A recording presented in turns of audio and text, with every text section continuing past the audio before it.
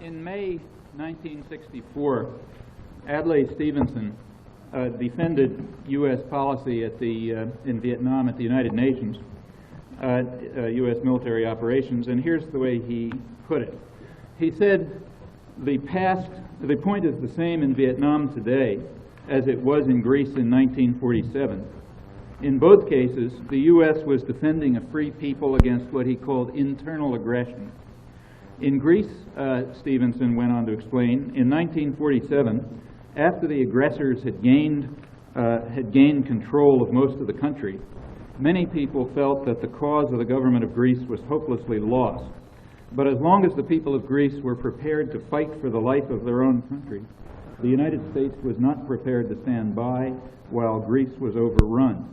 That is, overrun by the internal aggressors, the Greeks who we were defending Greece against. And then Stevenson went on to explain, he said, the United States cannot stand by today while Southeast Asia is overrun by armed aggressors.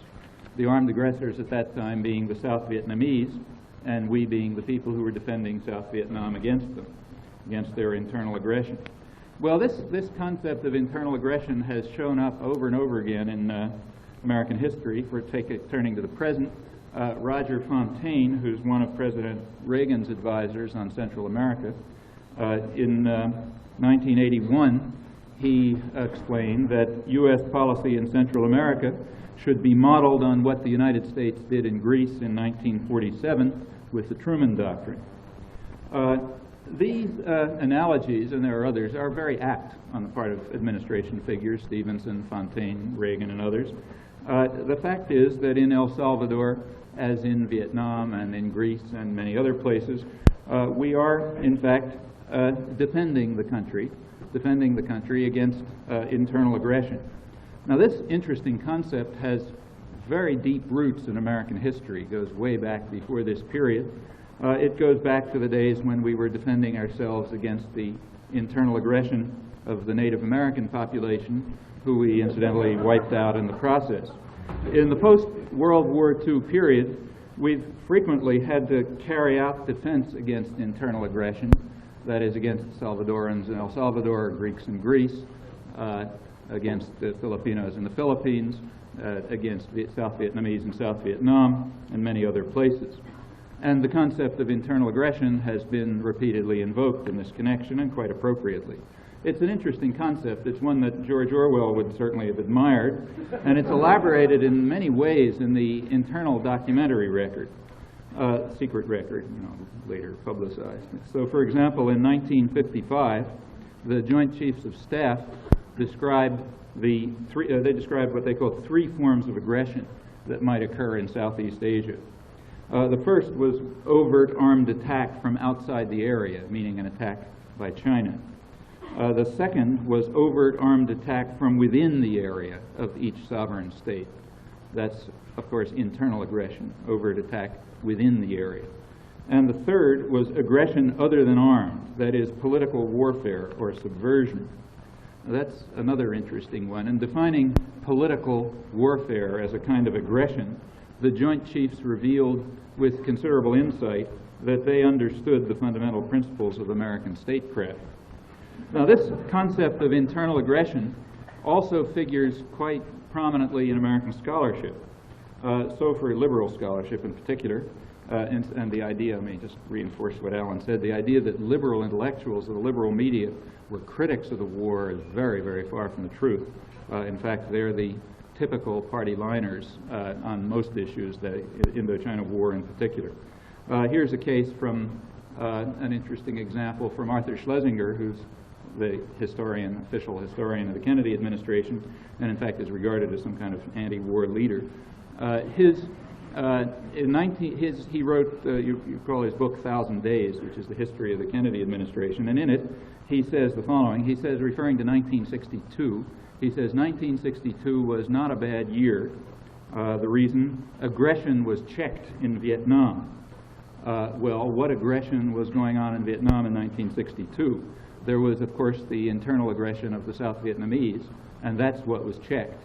But 1962 is an interesting example for him to have used, because in fact 1962 is the year when the United States began the direct attack against South Vietnam. Up until then, we had been supporting a terrorist client regime which had by then massacred about 80 or 90,000 people while we blocked any political settlement, a regime that we'd installed to allow it to do this. But in 1961, in fact, things were getting out of hand, so the United States attacked South Vietnam directly. In 1962, the U.S. Air Force began direct bombing, American planes, that is, with American pilots, began the direct bombing of South Vietnam, bombing and large-scale defoliation. This was part of an effort to drive several million people into concentration camps where they would be surrounded by armed guards and barbed wire and protected, as we put it, from the guerrillas, the so-called Viet Cong, who we admitted they were willingly supporting. Well, that was 1962, and it's interesting that in liberal history, 1962, the year of the direct American attack against South Vietnam, that's the year in which aggression was checked in Vietnam. Well, again, Orwell would have been impressed. Let's go back to the Greek model, which is a very illuminating and appropriate one. It's interesting that administration apologists and spokespeople keep referring to it. Who were the internal aggressors in Greece in 1947 that we had to defend ourselves against? Well, obviously Greeks. But which Greeks? Well, they were the communist-led peasant and worker-based movement, which in fact had been the anti-Nazi resistance. What we set in 1947 to destroying the anti-Nazi resistance, the resistance forces, which in fact had held down several 100,000 German troops, had liberated much of Greece, in fact had liberated Greece before the British entered, had saved Allied airmen, had saved many Jews, and we had to wipe them out and put in place our own favorites, King Paul and Queen Frederica, who came out of the fascist youth movement, or Minister of Interior Mavromichalis, who was identified by U.S. intelligence as a Nazi agent, and others like them. And in fact, I should add that this was part of a much more general project that the United States was then engaged in throughout the world. One of the unpleasant little stories of post-war history, which is not often told, is that throughout the world, from North Africa all the way around to South Korea, the United States was engaged in exactly the same project, namely destroying and eliminating the anti-fascist resistance and putting into power fascist and Nazi collaborators. The current fuss about the war criminals that the United States brought in, Nazi war criminals to the United States and many more to Latin America, was just one tiny aspect of that. Much more significant aspects were of the kind that went on in Greece.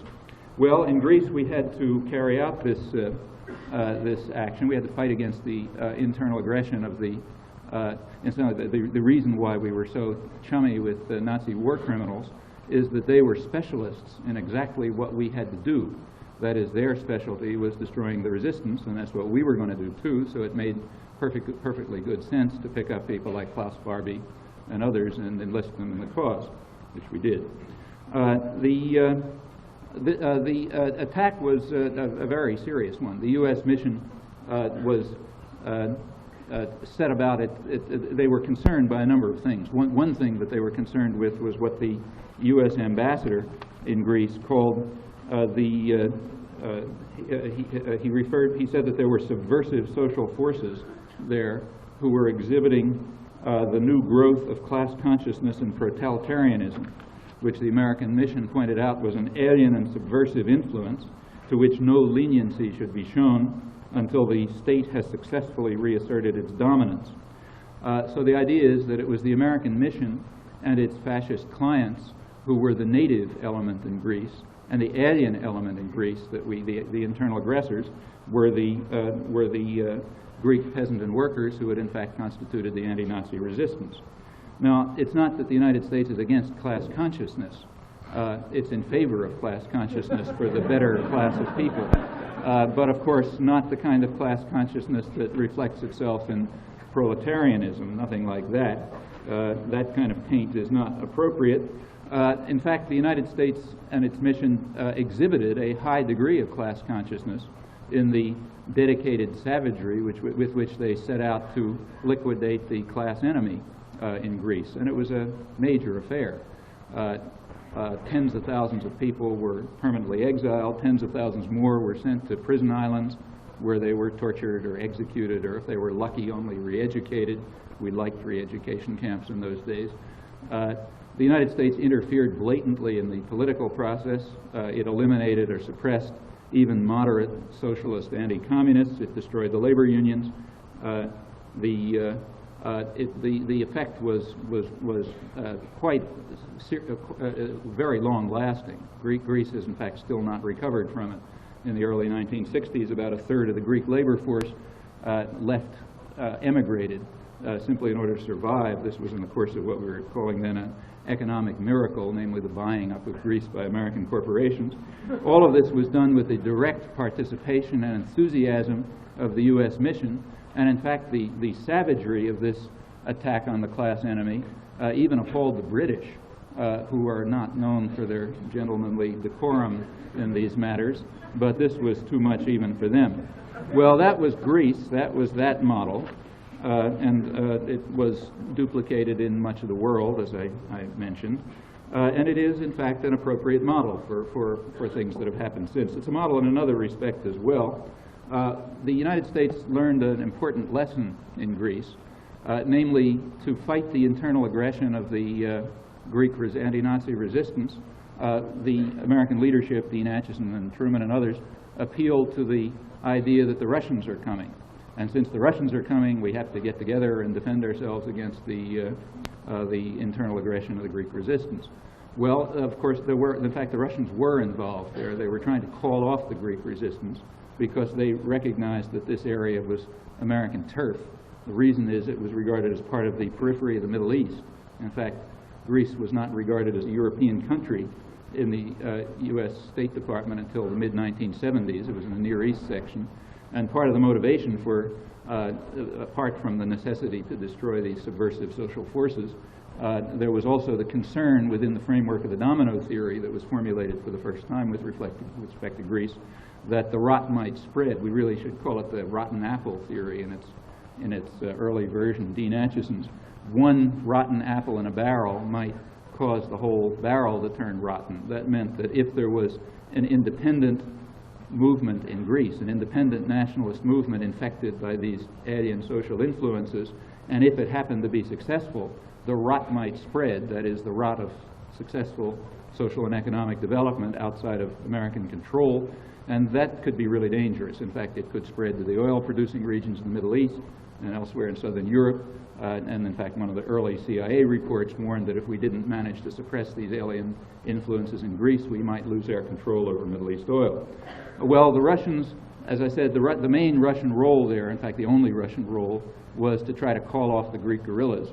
But that didn't matter. It turned out to be effective. We were defending ourselves against the Russians, and therefore we could massacre plenty of Greeks. And that model has been also applied over and over again in subsequent years.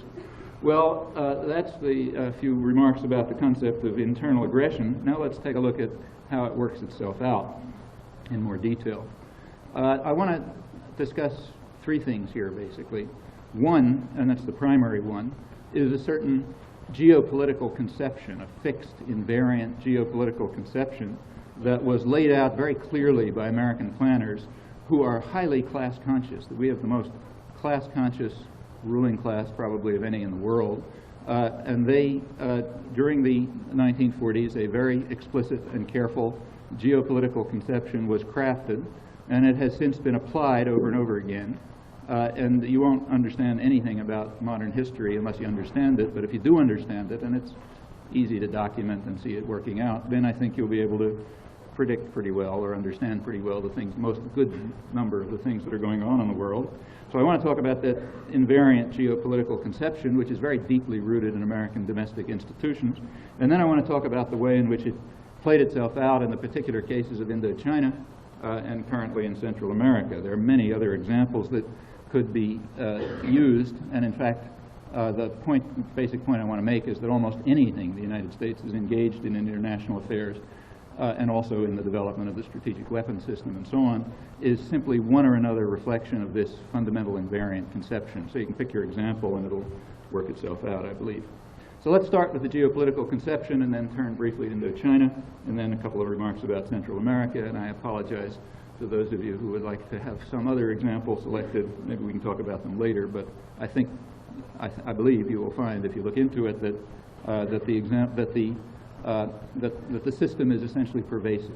It applies itself virtually everywhere. The United States is a global power, and it essentially applies the same thinking and the same plans adapted to local conditions in every part of the world, including domestically, because the American population is another kind of victim of these policies. Well, let's begin with the Second World War.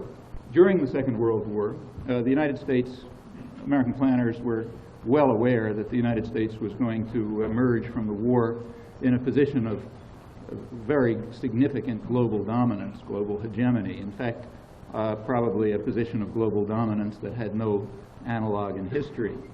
And it did, in fact. During the Second World War, the reason is obvious. The United States entered the war as the world's major industrial power by a large measure. In fact, it was already the world's greatest industrial power by the turn of the century. During the war, the rivals of the United States were either destroyed or severely damaged, while the United States benefited enormously from the war. In fact, American industrial production probably tripled or quadrupled during the war. And of course, the United States was immune from attack. Other people were getting attacked. That meant that we would obviously be a dominant power at the end. This was understood. From 1939 to 1945, there were extensive planning sessions.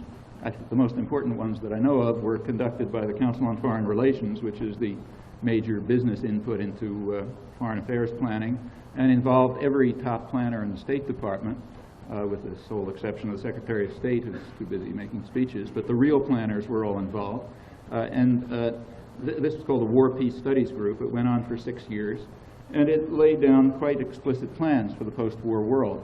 The centerpiece of their planning was what they called grand area planning. There was going to be a grand area, and that was going to be an area that, in their terms, was strategically necessary for world control. That it was to be a region that would be subordinated to the needs of the American economy and would ensure world control for the United States. And they did a geopolitical analysis to determine what the grand area must include. And it had to include, as a minimum, the Far East, the Western Hemisphere, and the former British Empire, which we were then in the process of dismantling and taking over for ourselves, using Britain's wartime travail to take over their positions of control and influence. This is incidentally called anti-imperialism in American historical writing. And of course, it had to include Western Europe and the oil-producing regions of the Middle East. That was the minimum of the grand area, and the maximum would just be everything. Somewhere in between that would be the grand area. And detailed plans were laid for how the grand area should be run and how it should in fact be subordinated to the needs of the American economy. Let's take the two areas I want to talk about, the Far East and Latin America. With respect to the Far East, it was understood that Japan was going to be, sooner or later, the industrial heartland of the region, the workshop of Asia, and Japan, being a resource-poor region, needed access to resources and markets, and that should be South and Southeast Asia. Of course, all of this incorporated within the U.S.-dominated global system. Japan had tried to do something like that on its own, and in fact that was the primary basis for excluding the United States, and that was essentially what lay behind the Pacific War. Well, now we were going to let Japan do it, but within the framework of American control. That's Asia. With respect to Latin America, plans were less explicit because Latin America was essentially taken for granted. Henry Stimson, the Secretary of War in May 1945, he explained the matter in this way. This was in the midst of an account of why we have to break down other regional systems while preserving and extending our own. And what he said is, I think it's not asking too much to have our own little region over here, namely Latin America, which has never bothered anybody. Well, that was May 1945, and that essentially takes care of Latin America. The general thinking behind U.S. policy was laid out rather quite lucidly, and in an informative way. It was worth reading, and primarily in the work of George Kennan. Kennan is one of the most lucid, thoughtful, and humane, and liberal, and dovish, I should say, of the American planners, so much so, in fact, he was thrown out of the State Department by about 1950 because he was too soft for them. And now he's a noted Dove anti-war critic, anti-nuclear critic, and so on and so forth. He was head of the State Department planning staff in the late 1940s and wrote the major general policy statements, and they're quite interesting. So, for example, in PPS Policy Planning Study 23 in February 1948, he explained the rationale, the basic thinking behind U.S. policy in the following terms. He said, "We have about 50% of the world's wealth, but only about 6.3% of its population. In this situation, we cannot fail to be the object of envy and resentment. Our real task in the coming period is to devise a pattern of relationships which will permit us to maintain this position of disparity. We need not deceive ourselves that we can afford today the luxury of altruism and world benefaction.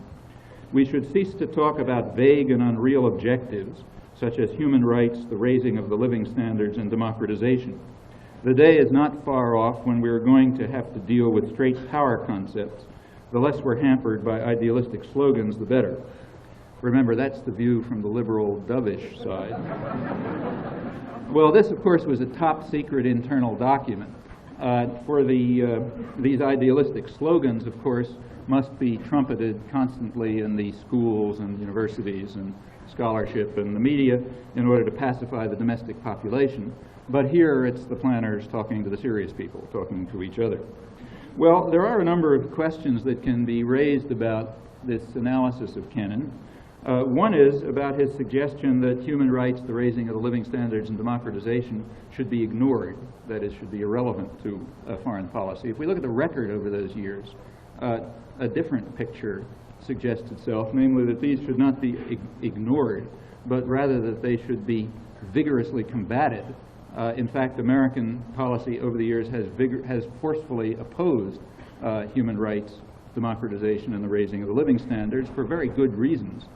Because, in fact, a commitment to Kennan's major point, namely maintaining the disparity, requires such measures. I'm going to return to that. Well, this particular document that I was just quoting actually referred to the Far East, but as I said before, the United States is a global power, and therefore the policies apply everywhere the same way. Kennan himself elaborated essentially the same doctrine for Latin America. This was in a meeting for Latin American ambassadors in 1950, a briefing for Latin American ambassadors, he explained to them that one main concern of American foreign policy in Latin America is what he called the protection of our raw materials. Notice our raw materials. That is no mincing of words here. And who do we have to protect them from in Latin America? Well, if you look around, you'll notice that the people we have to protect them from are the Latin Americans, obviously. We have to protect them from internal aggression. And how do we protect them? That's the question. How do we protect our resources from the internal aggression of the people of Latin America? Well, here's the way Kennan explained it. And again, let me remind you, this is from the liberal, dovish, humane side of the spectrum. He said, "The final answer might be an unpleasant one, but we should not hesitate before police repression by the local government. This is not shameful, since the communists are essentially traitors. It's better to have a strong regime in power than a liberal government if it is indulgent and relaxed and penetrated by communists." Well, next question, who are the communists? That's explained, for example, in a State Department intelligence report of about the same time, which discusses what it calls the belief that is spreading throughout the world that the government has direct responsibility for the welfare of the people. And the point of this report was to warn against the spread of this dangerous and grim doctrine which might threaten our raw materials. And one of the operational definitions of the term communist in American political discourse, whether official or media or whatever, is communist means, for example, people who have this belief that the government should be concerned for the welfare of the people. That makes them communists.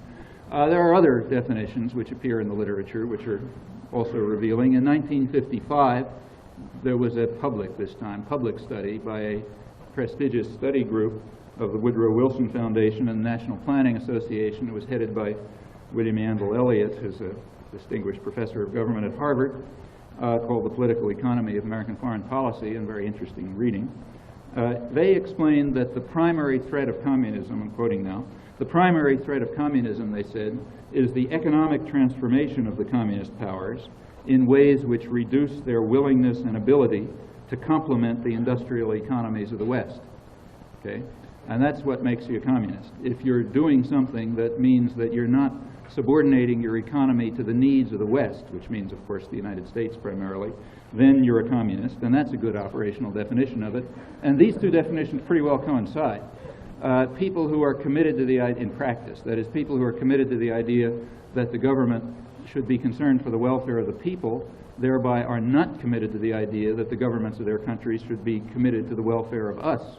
That means they are not willing or able to adapt their economies so that they can complement the needs of the industrial societies of the West, so therefore they're communists.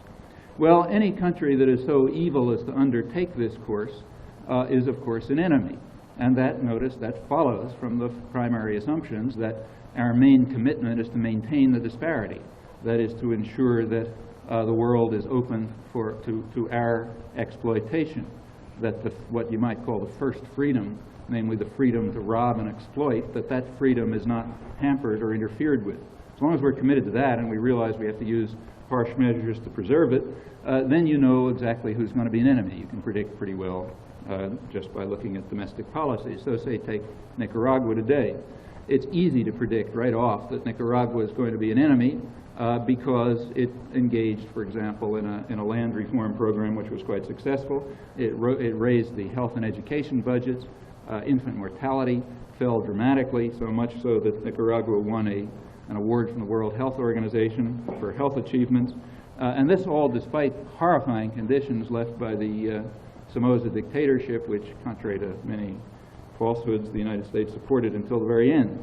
Well, it therefore follows at once that they are enemies, that is, communists, that is part of what the president called the monolithic and ruthless conspiracy that is attempting to take over the world. That was incidentally John F. Kennedy that I was quoting, not his current clone, Ronald Reagan.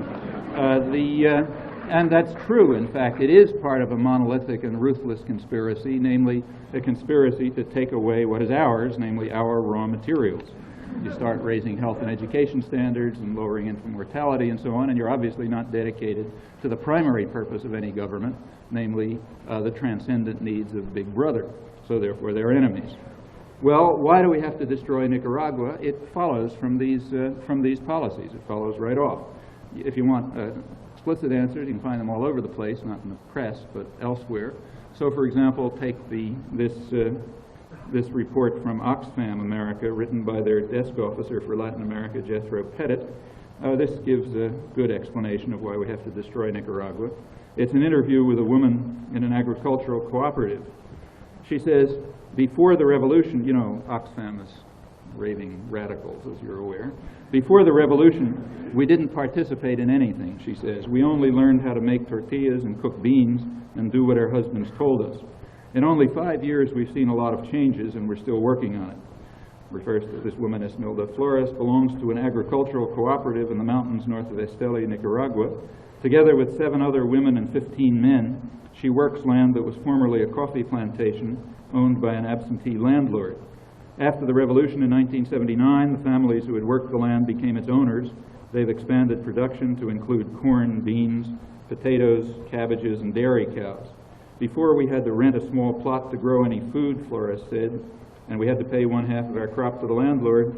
Now we work just as hard as before, both in the fields and at home, but there's a difference because we're working for ourselves. It goes on to talk about the shift of women's roles, their role in adult literacy programs, the students as teachers, rural health programs, vaccination programs, and so on. And all of this explains was that the United States succeeded in wiping out virtually all of the buffalo. Now, this is an agricultural country, and buffalo means tractors, fertilizers, and so on, and they were essentially wiped out. India, in 1977, tried to send Vietnam 100 buffalo, to replenish the tens of thousands that we had wiped out in the course of this successful war. The United States threatened to withdraw food for peace aid from India if they proceeded with that. That's another one that Orwell would have liked. In Laos, where the United States wiped out the agricultural system in one of the poorest peasant societies in the world by what at that time was the most intensive bombing in history, later exceeded in Cambodia, there was naturally starvation after the war. So the Carter administration, which was giving sermons about how human rights is the soul of our foreign policy, was asked to give rice. We have the largest rice reserves in the world, and we had relations with Laos. We have diplomatic relations with them. And every other country that had diplomatic relations with them was, in fact, trying to give them some aid to overcome the crisis. Well, the Carter administration refused. There was a little fuss about that. That seemed a little too much, to refuse to offer rice from our huge rice reserves to a country that where there's starvation because we'd wiped out the agricultural system. So with great fanfare, the Carter administration announced that it was, in fact, giving rice to Laos, which showed that human rights was the soul of our foreign policy, and it in fact then allowed a little trickle of rice, a few tons to go in, but it later turned out that that rice had been deducted from a contribution to the United Nations that was going to go to Laos anyway through another channel, so the net result was zero. This reveals the hypocrisy and sadism of the American administrations in quite a sharp form, I think. Actually, Carter explained all of this in one of his sermons on human rights. He was asked, what about Vietnam? Doesn't that show that something about human rights? And he said the following. He said that we owe Vietnam no debt because, he explained, I'm quoting now, he said the destruction was mutual. You sort of take a walk through San Francisco and New York and you can easily see that. What's interesting is not that he said it, but that it evoked no response. There was no comment in the press, not a word in the press anywhere with regard to this statement, which belongs in the category of Stalin and Hitler, certainly. But we owe them no debt because the destruction is mutual. So we continue to proceed with the policy that say the Far Eastern Economic Review, another radical source, calls the policy of bleeding Vietnam. Another part of this, incidentally, is our support for the, in effect, our support for Pol Pot. We do it in various devious ways, but the State Department has explained it. They say we support the current Democratic Kampuchea coalition because of its continuity. That's the State Department phrase, because of its continuity with the Pol Pot regime. So therefore we support it through China. But that's part of the policy of bleeding Vietnam. Well, that's the post-war period, and that is a way of ensuring that the victory stays. There's another aspect to this. While we were demolishing Indochina and thus getting rid of that rotten apple, potential rotten apple, we were also making sure that the other apples didn't get infected. And we were doing this effectively, and it worked. So, for example, in 1965, there was a military coup in Indonesia supported by the United States, maybe even organized by the United States, but certainly supported by it, which led to the immediate massacre within the next several months of several 100,000 people, maybe 700,000 or 800,000 people, mostly landless peasants, which demolished the only mass-based political party in Indonesia. And that was, and it also turned Indonesia into a paradise for investors. The right to rob was granted without any restrictions. This was greeted with great glee in the United States, in particular by American liberals, who talked about the dramatic changes that had been taken place in Indonesia in the Freedom House statement, for example, the most dramatic being the massacre within 4 or 5 months of 750,000 people. And the way in which this was presented was the following. All of these marvelous developments had taken place behind the shield of American intervention in South Vietnam. That is, that provided the basis on which we could ensure that our positions of strength would be built up in the surrounding regions so that any potential rot wouldn't spread.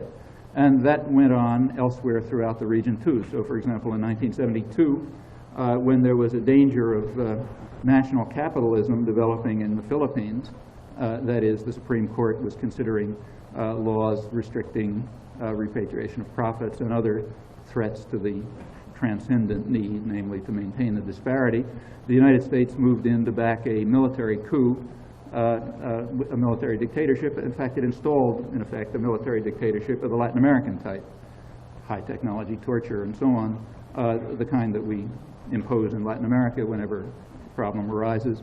That was done in the Philippines in '72, and that was, again, was part of strengthening the surrounding region. So there's a dual process.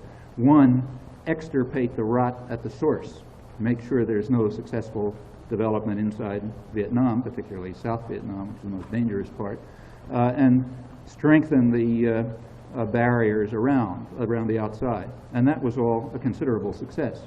So it's misleading to call this a defeat for the United States. It wasn't. Let's turn back to Kennan's three criteria, three important considerations: democratization, raising of the living standards, and human rights. What about human rights and raising the living standards in Indochina? Well, it would be obscene to discuss that. Let's talk about the question of democratization. There, the American role was interesting. In 1954, we blocked elections because they were going to come out the wrong way. In the early 1960s, we blocked elections for the reason I mentioned. We had a minnow and the other side had a whale, so obviously you can't have elections. In Laos, in 1958, there were, much to our, the United States worked very hard to prevent elections in Laos. In fact, it poured tons of money in to buy the election and so on. Nevertheless, the elections took place, and in 1958, but the wrong guys won. The Pathet Lao and that's the guerrillas and the left-leaning neutralists won. So the United States, within several months, had overturned that government and installed a rightist government, but that wasn't enough. We had to overthrow that and put in a government so extreme, so far right, so extreme that even the mainstream moderates turned against it, setting off a civil war that took care of Laos. That's our commitment to democracy. That's an illustration of our commitment to democracy in that region. And certainly the question sometimes comes up why the United States should be so concerned about the any development in a country like, say, Laos. I mean, Laos is, the least significant country in the world. Most of the people in Laos didn't even know there was such a thing as Laos. They knew there was a village. The first thing they learned about the outside world was when these strange jets came over and started bombing them, so they had to run into the hills and live in caves for 2 years and so on. Why do we care? The United States conceded, the administration conceded that the bombing of northern Laos had no relation to the Vietnam War, to military operations there. In fact, it was aimed at destroying and wiping out a rather mild social revolution that was beginning in Laos. So why this kind of fanatic intensity to destroy any potential positive development in a country so insignificant where you have no interest whatsoever? Or Grenada, why as soon as the Bishop government came in did we immediately have to set out to destabilize and undermine a government concerned with the welfare of the people in this little speck in the Caribbean that you could barely find on a map? Well, I think you can understand that if you consider the general thinking, the general geopolitical conception again. The problem is that the rot can spread. And if even a tiny, nothing country like Laos or Grenada, with its minimal, non-existent resources, if it can begin to do something for the welfare of its own population, that's even more dangerous than if a stronger country does it. Because then, if even they can do it, then why can't we? That's the obvious question. So therefore, you find this really quite fanatic intensity and ferocity directed against the tiniest, most marginal places that might begin to escape total control. You find that quite consistently over the years. Well, let me turn to Central America. This is a much longer story, and I'll only be able to touch it. Major U.S. military intervention in Central America began in 1854. In that year, the United States Navy bombarded and destroyed a port town in Nicaragua, San Juan del Norte. This town was incidentally captured for a couple of days by Contras about a year ago, and the press was all there, making big stories about it. They missed the main story, which is that this town has a history. Namely, it was burned down by the U.S. Navy 130 years before. Now, that was not a capricious action. The U.S. Navy was avenging an insult. What had happened was that Cornelius Vanderbilt, an American millionaire, had sailed his yacht in there, and port authorities had tried to levy port charges against him. So in revenge, the Navy burned down the town. Well, in the first third of this century, The United States sent military forces to Cuba, Panama, Mexico, Honduras. It occupied Haiti for 20 years, where it succeeded in reinstating slavery and destroying villages and torturing and killing plenty of people. And it left a legacy which still remains today in one of the most miserable corners of one of the most miserable areas of the world. In particular, it installed a long-lasting and brutal dictatorship. Under Woodrow Wilson, the great apostle of self-determination, you remember, he celebrated this doctrine by attacking Mexico, Haiti, and the Dominican Republic. His counterinsurgency operations in the Dominican Republic also, this is a long, major war which went on for about 6 years, also with plenty of destruction and torture, and it also established a long-lasting military dictatorship, the Trujillo dictatorship. The United States invaded Nicaragua repeatedly during this period, again leaving behind finally another long-lasting and brutal dictatorship, the Somoza dictatorship. In the post-World War II period, there have been repeated interventions. In Guatemala in 1954, there occurred what John Foster Dulles called, Secretary of State, a new and glorious chapter in the already glorious traditions of the American states. Namely, the United States intervened to overthrow a capitalist democracy with New Deal-style policies, hence evidencing some concern for the welfare of the people, so therefore, by definition, communists. They were overthrown. That was Guatemala's first attempt at democracy, and we installed their country a government which is probably the closest parallel to Nazi Germany in the contemporary world over a long period, and we've kept it that way. Real hell on earth. We've kept it that way with periodic intervention. So in 1963, it looked as though there was a danger of another election taking place, so Kennedy supported a military coup. All of this evoked resistance, as it usually does. In the late 1960s, the United States sent its own military forces into Guatemala, the Green Berets bombing from Panamanian sanctuaries. Maybe 8,000 or 10,000 people were killed. That quieted things for a little while. In the late 1970s, the disruption began again, resistance began again. At that time, there was a bit of a problem. There was this thing called the human rights policy, which is mistakenly associated with the American presidency. In fact, every president has fought bitterly against it. But part of the effect of Vietnam, the Vietnam War, was to change the consciousness of the country. And Congress, to a limited extent, reflects popular attitudes. And in fact, Congress initiated congressional legislation blocking the sending of military aid to the most brutal and vicious tyrants, and that's always impeded the executive, including Carter, though they've always found ways around it, including Carter. And it was impossible to directly send military aid to Guatemala, so it was sent in other ways. It's commonly believed and often stated here that in 1977, American military aid to Guatemala stopped. That's false. If you look at the Pentagon printouts, you discover that military aid continued at approximately the normal level, slightly below it. It just went in more devious fashions. And we brought in our proxies. Fortunately, Argentina had just had a Nazi-type revolution, so we had Argentine neo-Nazis who we could bring in. They're the ones we used for training the Guatemalans. Also, they're the first trainers we used for the Contras in Nicaragua.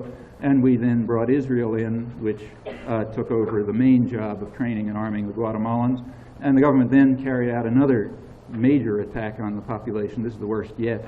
This is real. Even the church, the church, which in Guatemala is very conservative, referred to this one as genocide. Nobody knows how many people were killed, but it's now estimated that from this period alone, there are about 100,000 children in Guatemala who have lost one or another parent. So that gives you some estimate of it. Well, that's Guatemala, the glorious chapter in the already glorious traditions of the American states.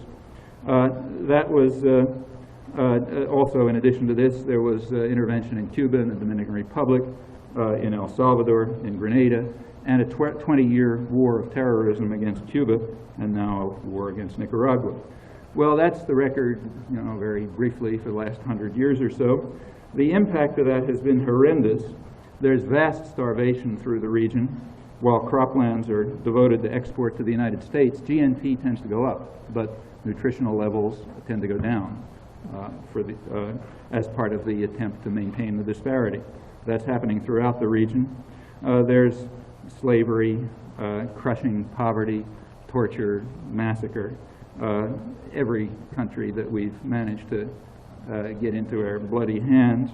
In El Salvador alone, about 30,000 people were killed from October 79, an important date to which I'll return. From October 1979 through 1981, about 30,000 people were killed, and about 600,000 refugees were generated. These figures have approximately doubled since.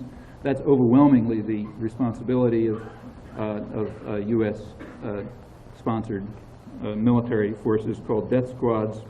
The efficiency of the killing has escalated recently because the United States is now participating directly. That is, American planes, American military units operating from Panamanian and Honduran sanctuaries are now coordinating bombing strikes, which is increasing the kill rate against defenseless villages and fleeing peasants, so that's an improvement. Reagan's war against Nicaragua has added maybe another 8,000 or so casualties. That's in addition to the 50,000 or so left by the Somoza War, supported by the United States till the end. Since we overthrew democracy in Guatemala in 1954, about 150,000 people have been killed outright by U.S.-backed death squads, often with direct U.S. military participation. I mentioned the recent figures for the last couple of years. These numbers sound kind of cold. It becomes different if you look at the actual stories. You know, a lot of documentation on this from Human Rights Group, Amnesty International, Survival International, and others. You look through that, you know, if you can stand it, you get a picture of what's actually going on. So, for example, you read how in one village, Guatemalan forces came in, sent all the population into a town building, took the men out and beheaded them, raped and then killed all the women, took the children down to the river and smashed their heads against rocks and killed them. 2 or 3 people escaped, and they told the story. That's typical. That's what we're buying with our Argentine and Israeli surrogates there, or doing it ourselves elsewhere. Virtually every attempt to bring about any improvement, any constructive change in this U.S.-installed chamber of horrors has been met with a new dose of U.S. violence. The whole record is one of the most shameful chapters of modern history, and naturally is little known here, though in a free country this is the kind of thing you'd be taught in elementary school in all of its sordid detail. Throughout, the pose has always been that we're defending ourselves. We're defending ourselves against internal aggression. So today, when our mercenary army attacks Nicaragua, we're defending ourselves against the Bolshevik proxy. Nicaragua is a Bolshevik proxy threatening Mexico, ultimately us. Nothing new about that. In 1926, when Calvin Coolidge sent the Marines to invade Nicaragua, we were defending ourselves against the Russians. That time the cast of characters was a little different.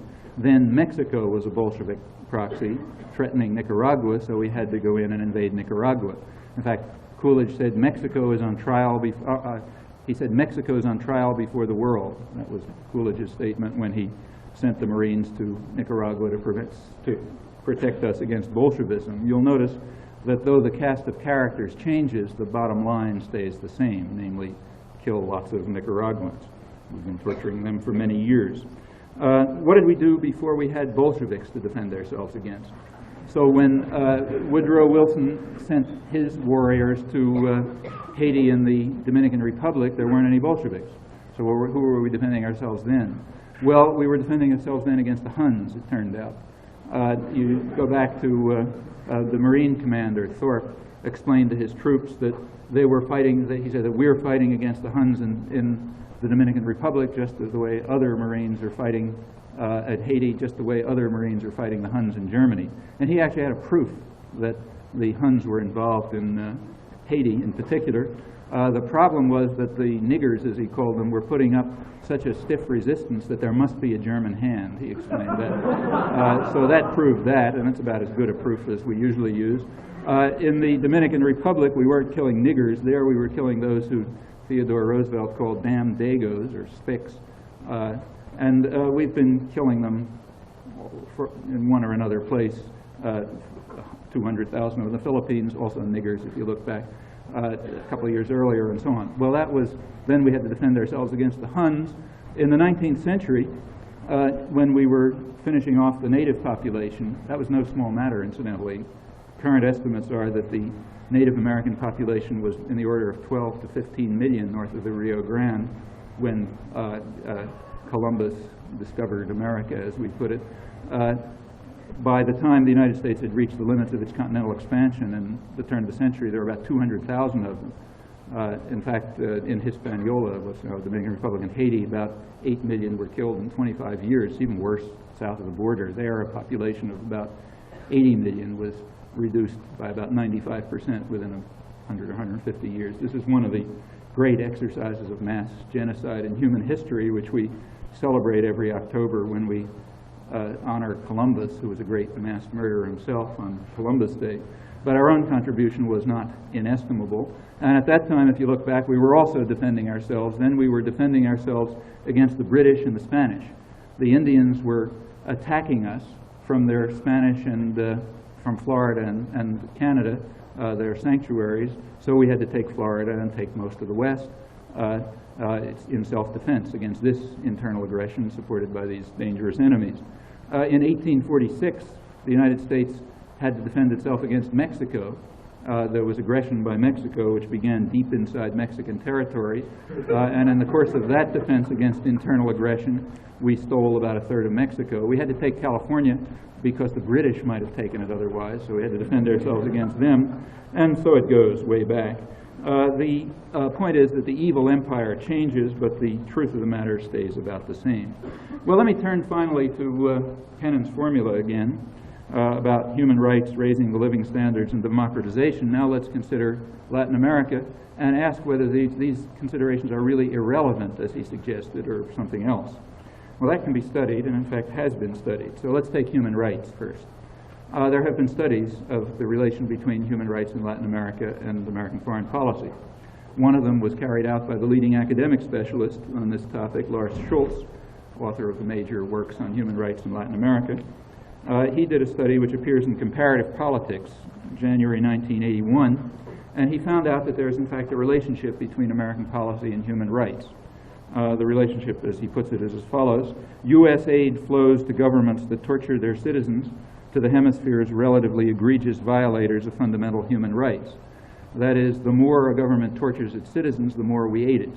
So there's a correlation. Furthermore, the correlation is strong. It includes military aid. It runs right through the Carter period, and just to control, to show that it's not a secondary effect of concern for need, it turns out that aid is not correlated with need. In fact, what it's correlated with is torture. That's the primary thing it's correlated with. So there's a relationship. Well, a correlation isn't a theory. Correlation still asks for an explanation. And there are a couple of possible explanations one might give. One that comes to mind right off is that the United States government just likes torture. So therefore it aids governments that torture their citizens. But that's implausible. It's more likely that Kennan is right, that torture is just an irrelevance. There's a better explanation. It comes from another study done by Edward Herman, an economist at the University of Pennsylvania, who's a co-author with me of some books. He did a study in which he also investigated the relationship between U.S. aid and torture and so on, not restricted to Latin America, and he found the same correlation. In fact, every study finds it. But he did a second study, which explains it, I think. He did a study which correlated American aid with changes in the investment climate, so as measured, say, by laws that repatriate profits and that sort of thing. And he found out, as you'd expect, that American aid correlates very closely with it. That is, the more a government improves the climate for business operations, the more we aid them. Okay, well, that explains everything. That correlation follows directly from the fundamental geopolitical conception. That is, the more a government is devoted to the right to rob, obviously the more we support it, because it's helping maintain the disparity and helping ensure that their resources are our resources and so on. So that correlation is obvious, follows from the well-documented geopolitical conception which plays itself out all over the world. Well, what does this have to do with torture? Well, everything. Because the way to improve the climate for business operations is, after all, what? It's to torture priests, murder peasant organizers, destroy political parties, and so on. That is naturally the way to improve the climate for business operations. That's the way to ensure that nobody gets any funny ideas in their head about governments being concerned for the welfare of the population. So that happens. There's a secondary correlation between the investment climate and torture, and that yields the strong correlation between American aid and human rights violations, egregious violations of human rights. Well, that's human rights. What about raising the living standards? Here the matter is slightly more complex. In most of the countries where the United States has intervened, there is economic growth, and it typically has a dual character. The export sector, usually linked to American-based multinationals, grows. So crops are produced for export. Little elites that are the subsidiaries of American multinationals are rich, often super rich, but for most of the population, the living standards actually decline. That's happened over and over again. Increasing starvation, for example, correlates quite well with increasing agricultural production of cotton and coffee and so on and so forth. The results of this are quite astounding. They're worth looking at closely. So take Brazil. Brazil is one of the big dominoes. We managed to back and help install a military dictatorship there in 1964. Kennedy laid the basis for it. Johnson actually implemented it. This was the first of the really major national security states, Nazi-style states that the United States imposed their back throughout most of the region in the last 20 years, beginning with the Kennedy administration. And it's a big one. You know, Brazil is the most important state in Latin America, so what happened there affected lots of other things. There was a domino effect. The country was essentially taken over by American corporations, as usually happens, and there was an economic miracle. This, incidentally, was described by Kennedy's ambassador, Lincoln Gordon, as the greatest victory for freedom in the mid-20th century, the installation of a terrorist regime in Brazil. And there was economic growth, and you can look at the results of it now. So, for example, a recent issue of a Brazilian scientific journal studies nutritional standards in Rio de Janeiro, which is not one of the poorer areas. It's not the Northeast. You know, it's a relatively wealthy area. And it gives figures for severe malnutrition for children. Here's the figures. From 0 to 5 months, severe malnutrition is 67%. From 5 months to a year, the severe malnutrition is 40%. And from a year to 5 years, it's 10%. Why do the figures go down? Well, because they die. You know? So the figures go down for severe malnutrition. Well, that's one of the better areas where this economic miracle has taken place. And this story is duplicated pretty much throughout Latin America with some variations here and there in Haiti and the Dominican Republic, in Nicaragua, and Guatemala, and so on. So that's raising the living standards. What about democratization? Well, Guatemala I've already mentioned. Chile, you know. Take the Dominican Republic. That's an interesting and slightly more subtle case. The United States did intervene and fought a major war in the Dominican Republic, installing the Trujillo dictatorship in the 1920s. That lasted till around 1960. Then there was a move towards democratization. In fact, there was a democratic election. Juan Bosch was elected in 1962. It was clear that there was very likely to be a military coup. The military forces were there, and they were going to overthrow that government if they had a chance. Juan Bosch and the Dominican democracy had one chance to survive, namely if Bosch was able to organize some sort of popular support. And he tried. He tried to institute land reform, to allow labor unions to organize and so on, and he was blocked by the Kennedy administration. Kennedy's ambassador blocked it. You have to understand, this is Latin America. This country's run by the American embassy, basically, and they blocked it. And that meant that when the inevitable military dictatorship coup came along, there was very little popular support, and Guatemala and Dominican democracy collapsed. Well, in 1965, there was again a threat of democracy. There was a reformist coup, and it looked as if a constitutionalist group might move in again with Bosch. So the United States just invaded outright. We sent the Marines in that time in the traditional fashion. That was 65. And we installed the usual terror and torture state of the Latin American type that we like. The country was taken over by Gulf and Western and other corporations. Then, when the society was totally demoralized and cowed by terror and suffering, we allowed elections, certain that nothing could be done by any government for the population at that point. That is, that part of the population that remained. Throughout the Caribbean, about 20% of the population has fled to the United States, and in Puerto Rico, where there was another economic miracle, it's about 40%. Well, let me turn finally to El Salvador. Getting kind of late, but if you don't mind, I'll go on for a couple minutes.